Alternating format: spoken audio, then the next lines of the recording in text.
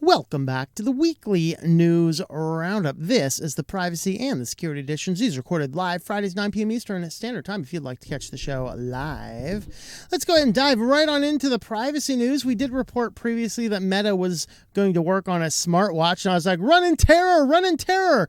Well, apparently a lot of people have that same idea because they are abandoning it. Apparently the problem is that they were having some issues with some of the sensors, and they kind of wanted to get their smartwatch working with like gestures, so you could do like things like this and cause your smartwatch to do stuff, and they were having problems with it, and so this kind of abandoned the plan, I guess.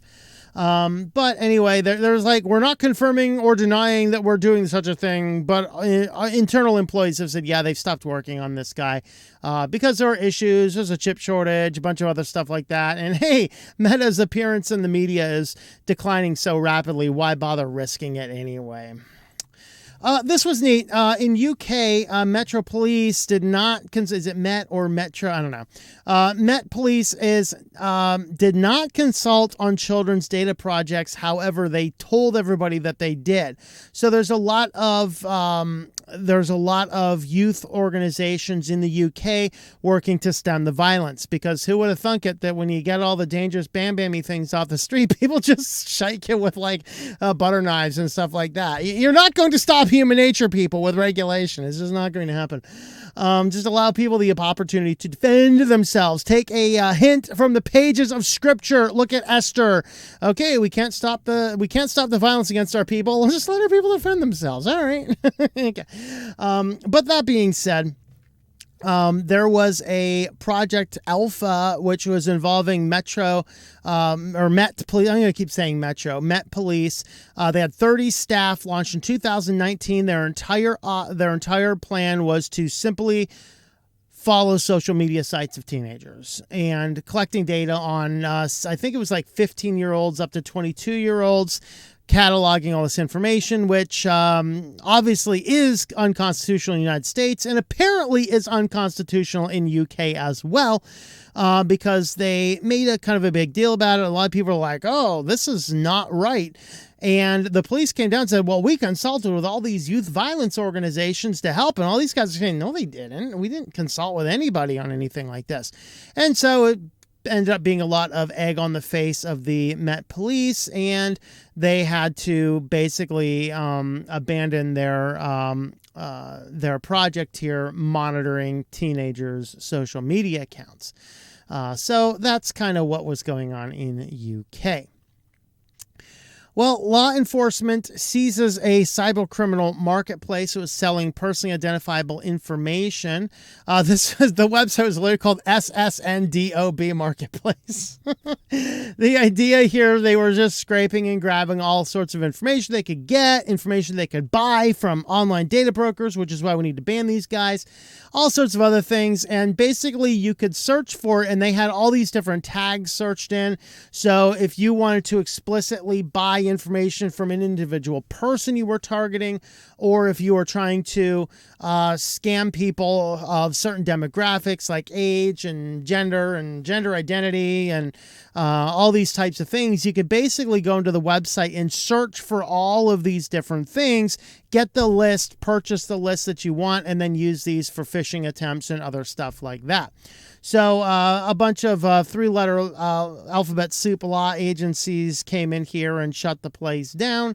And the article here never got involved into how did they actually collect all of the data, presumably just from hacks, breaches, and then buying data from data broker companies.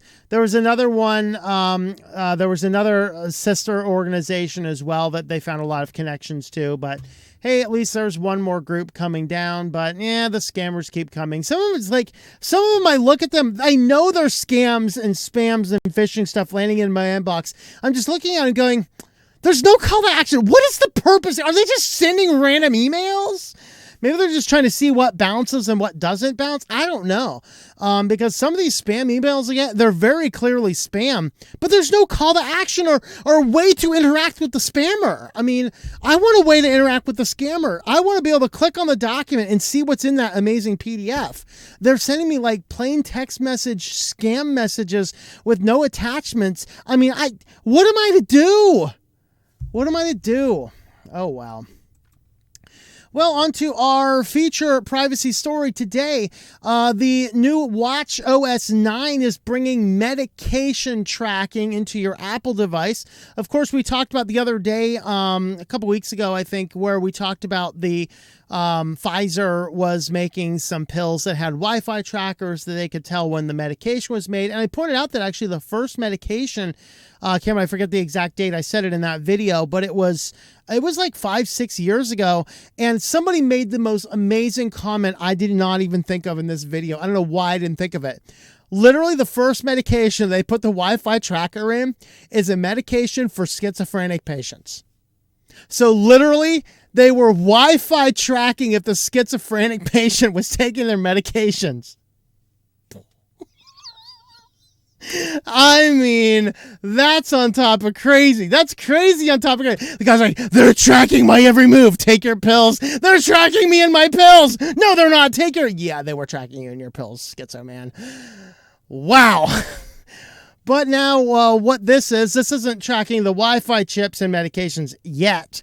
But what they are doing is you can go in there and you can input all of your medications.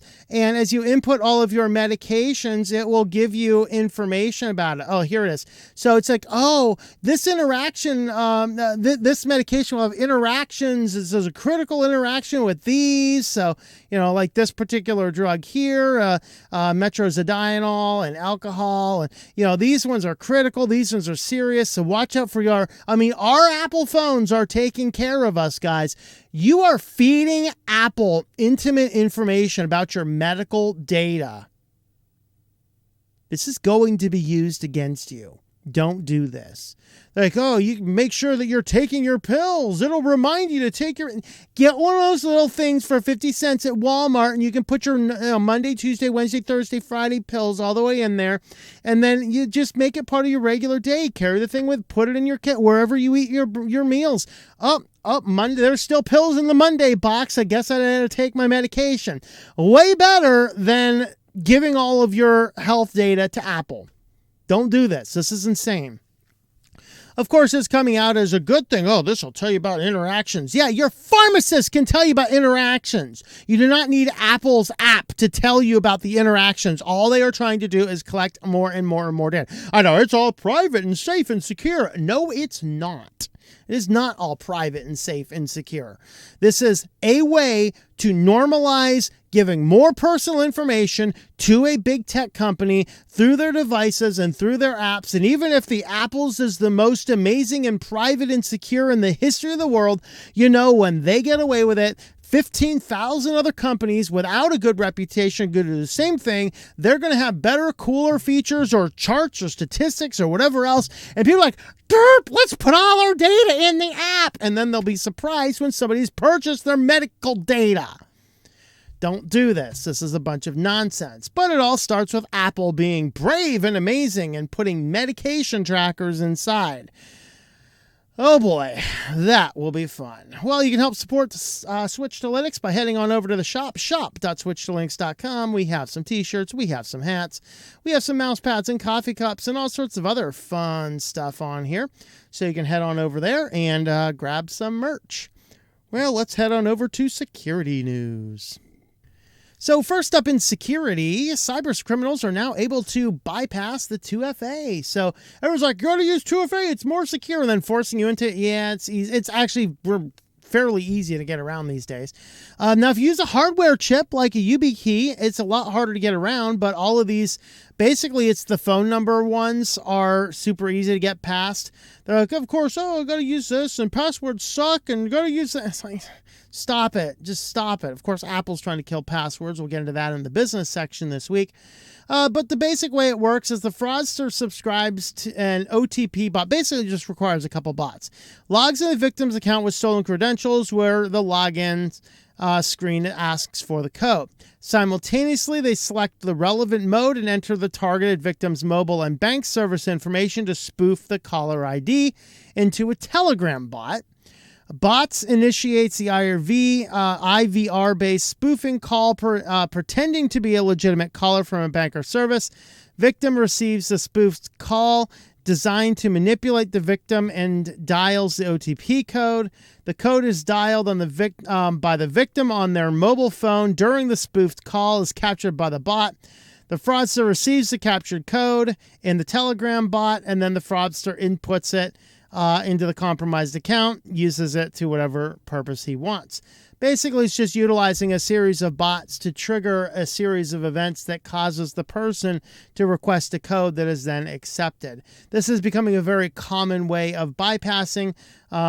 Here's what Tech Republic is telling us as ways to protect from the threat. Only effective are the hackers already in possession of the first channel of authentication. Most of the time, it will be valid credentials such as username and password. In case the attackers already obtained the credential, is advised to never share any sensitive information with an incoming IVR call. It's not self-initiated. Yes. I was watching a couple of the scammer channels lately, and this is actually one of the things that they're doing now is they're getting you to literally call. You are calling the number on your bank phone. Or giving them the number. They're calling the bank, so it's literally starts as a legitimate thing, and then they because the hold lines are so long, after waiting on hold for about a minute and nobody picks up the phone, the scammer then transfers back to somebody else within their own department, who now is pretending to be the agent for the bank that you basically just dialed. It's quite fascinating how they're able to pull some of this stuff off, but they're getting a lot of people with it. And this is a very similar approach. So be aware of that type of thing. Hackers can steal your Tesla by creating their own personal keys. This is a recent update in Tesla. So you have the NFC cards. There's 3 ways to access your Tesla. You have a key fob, you have an NFC card, and you have a phone app. If you use the NFC card, you used to have to go in, use the card to get in, and set the card up on the dash in order to drive the car. But, I mean, it was way too convenient to pull the card out of your wallet and set it inside the car in order to drive your car. So they rolled out an update not long ago, which allows you to just go up to the car. As long as you have the key within your vicinity, you go up to the car, it unlocks the car, and then you can drive with it still in your pocket. Well, when they did the update, they increased a vulnerability that for 130-second interval, if once you unlock the car with your card, for 130 seconds, another NFC card in the vicinity can be paired with your Tesla. So somebody could literally set a card, a blank NFC card, on the tire of your car.